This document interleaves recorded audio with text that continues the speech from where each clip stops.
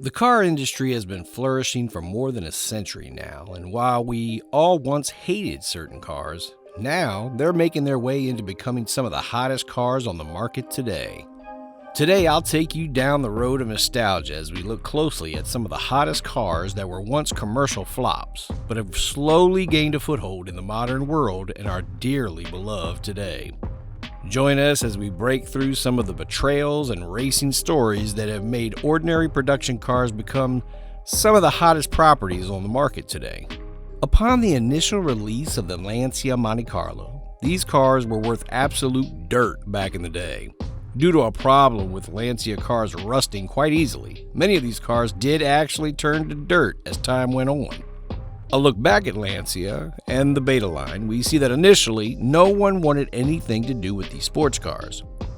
As a result, few people were aware of the benefit of having a mid-engine vehicle and no one really cared about it. Fortunately, the Beta line came through and the late bloomer that is the Lancia Monte Carlo has slowly but surely increased considerably in overall value. Believe it or not, the Toyota Supra did not seem like one of the best cars upon its initial release in the 1990s.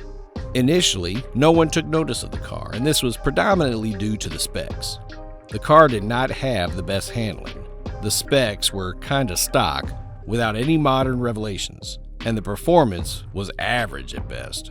Only in the early 2000s did we see a boom and people realized the mechanical marvel that is the 2JZ. Not much can be said other than a bit of tuning can easily give the car about 1,000 horses, and the overall reliability of the car surprised everyone. It might not be the best vehicle on the market, but there is certainly some value in it. The name Jaguar is synonymous with quality, especially in the British motoring world, but the Jaguar XJ220 might have been one of the biggest flops.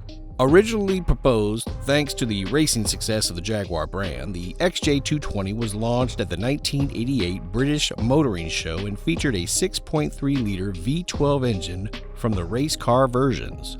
Couple this with the four-wheel drive system and the adjustable suspension, and one can easily see the pound signs flashing in front of the Jaguar brand. Unfortunately, this was not to be. And after struggling to pass the emissions test, Jaguar went for a more modest two-wheel drive design, which featured a turbocharged 3.5-liter V6 engine. However, when you look closely, Jaguar did deliver on its promise, and after people realized this, the price skyrocketed. The car was still the fastest car of its time and could do around 240 miles per hour. If we couple this with a 0 to 60 time of 3.5 seconds, it surely is a marvel. Imagine if it was a four-wheel drive like most modern supercars. James Bond has always been an icon in the film and entertainment industry, but not even the legend could save the BMW Z8.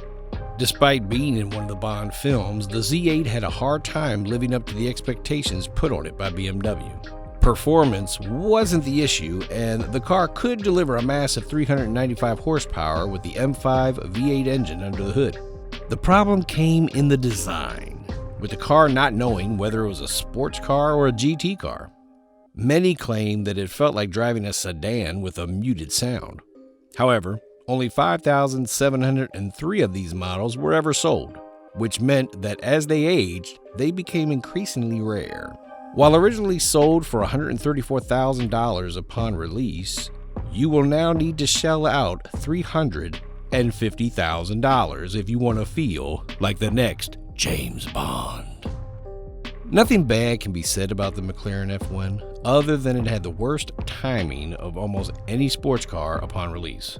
After being released in 1992, the car was miles ahead of any other competition, and it took competitors years to finally catch up to it. With an acceleration of 0 to 100 miles per hour in just 6.3 seconds, there were very few that could compete. Unfortunately, the timing of the release was incredibly lousy.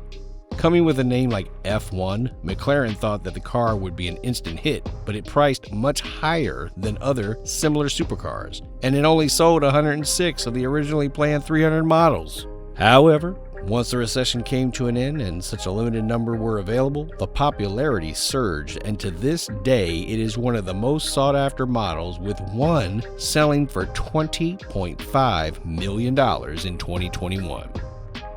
Chevrolet has already been a staple name in the car industry, even before the design of the ZL1. Designing a car to win the NHRA Super Stock Drag Call, the ZL1 was born. Stacked with the 7-liter V8 engine, this was the first all-aluminum monster that produced around 436 horsepower of power. Since the ZL1 was only an option for Camaro lovers to choose from, very few people actually ticked the box when buying.